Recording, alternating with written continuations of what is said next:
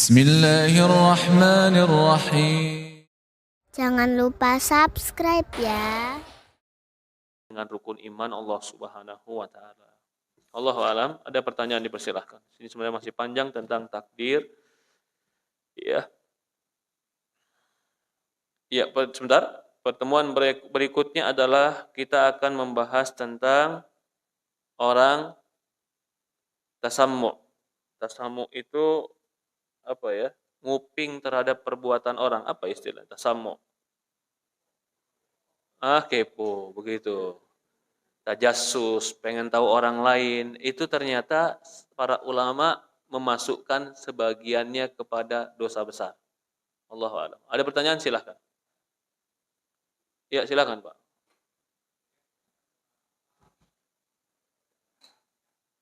Mencari ridho Allah. Tapi sebab itu akan ada pengaruh dengan akibat, pasti ada. Ah. Hmm. Ah. Hmm.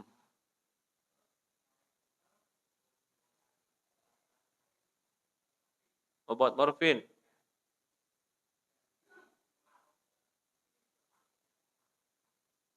Ketika dioperasi, Pak, maksudnya, Pak.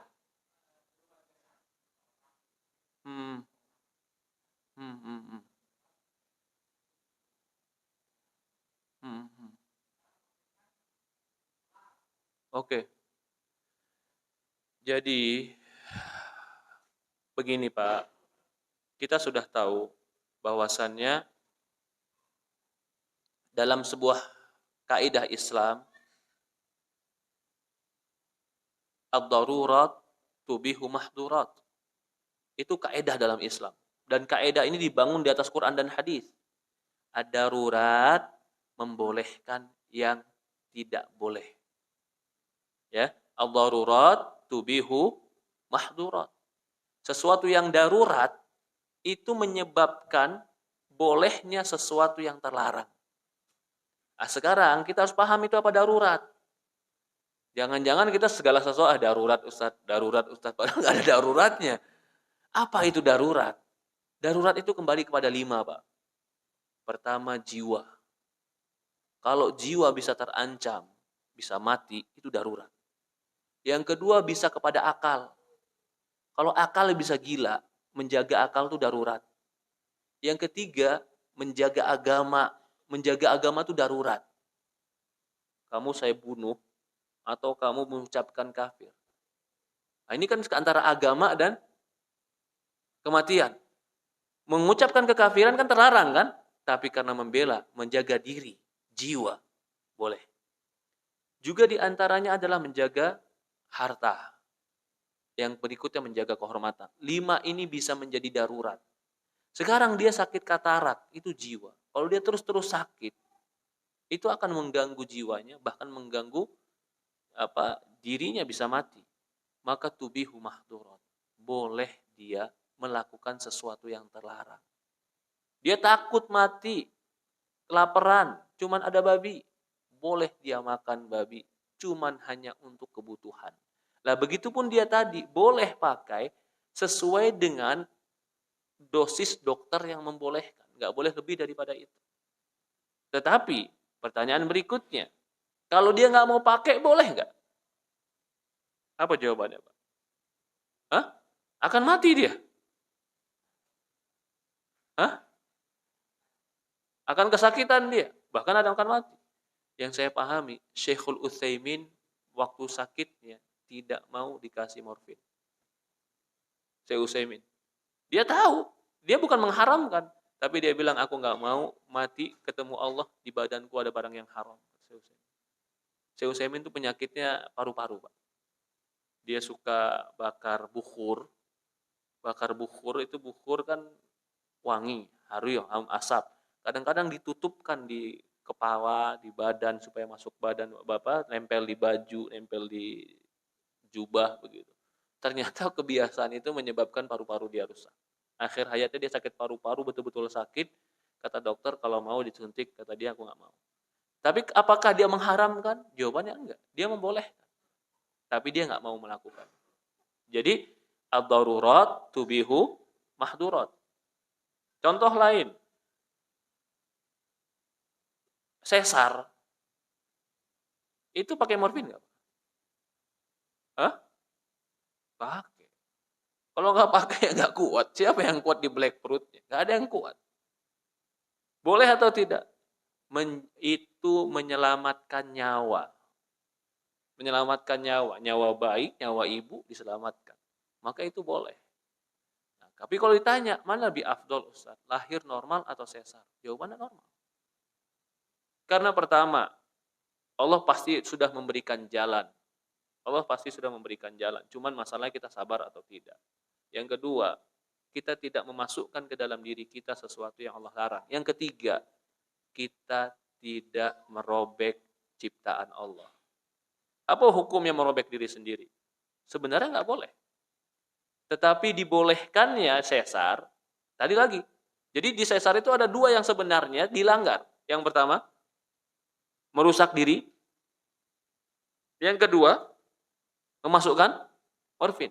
Itu boleh ketika menyelamatkan nyawa. Jadi kalau ditanya yang afdol, tetap yang afdol adalah normal. Itu yang afdol.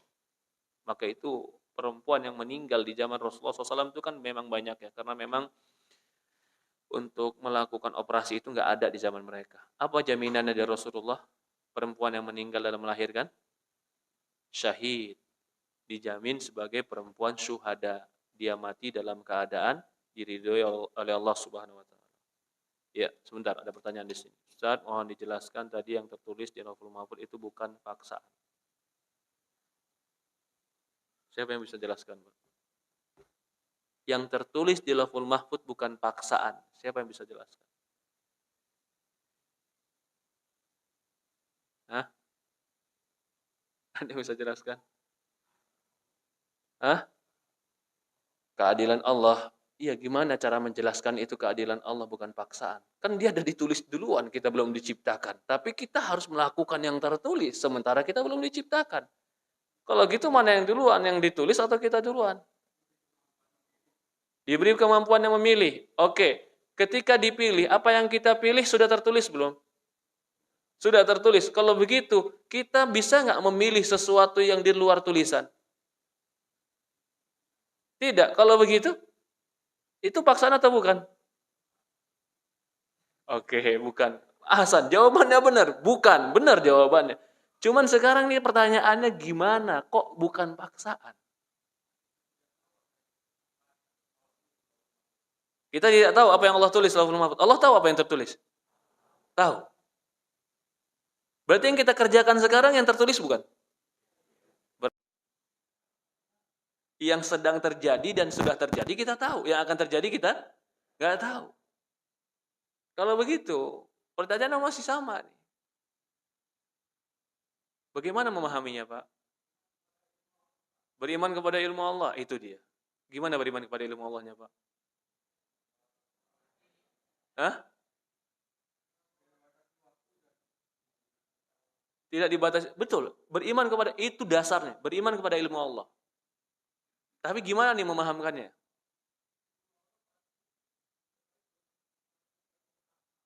Oke.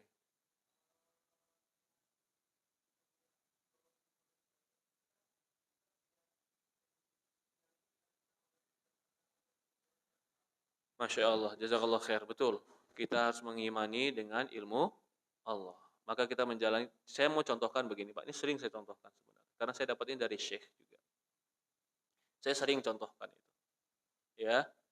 Saya bilang, saya bawa makanan 3 nih.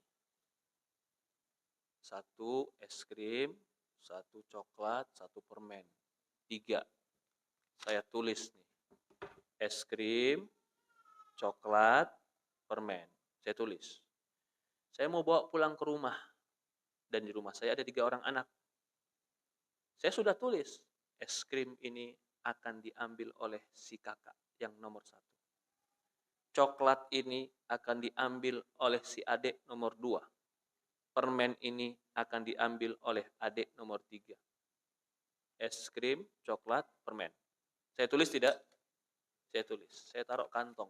Belum masuk rumah. Saya taruh kantong. Begitu saya masuk rumah, saya letakkan tuh coklat, es krim, permen di meja. Tiba-tiba diambil sama anak-anak habis. Saya tanya, siapa yang ngambil es krim? Si kakak langsung angkat tangan. Saya, Abi, yang ngambil es krim. Siapa yang ngambil coklat? Si adik nomor 2 bilang, saya ngambil coklat, Abi. Siapa yang ngambil permen? Si adik nomor 3 bilang, saya ngambil permen. Saya buka sama catatan saya, sama. Catatan saya maksa dia nggak? Hah? Catatan saya sebelum masuk rumah saya catat sama seperti apa yang mereka ambil. Catatan saya maksa dia nggak? Lalu yang saya catat ini apa? Hah? Yang saya catat ini apa? Menurut saya, pengetahuan saya tentang keinginan anak saya, karakteristik dia, dan kecondongan hati dia. Dari mana saya tahu itu? Ilmu saya tentang anak. Sehingga kesukaan dia saya sudah tahu. Saya tulis kesukaan tadi. Itu kalau kita sama anak, kita bisa prediksikan apa yang akan dia pilih dalam kesukaan dia. Kalau Allah kepada makhluk bukan prediksi namanya, ilmu. Jadi yang Allah tulis itu sebenarnya Allah tahu tentang karakteristik kita. Dan apa yang akan kita pilih. Karena faktor lingkungan dan faktor pikiran kita.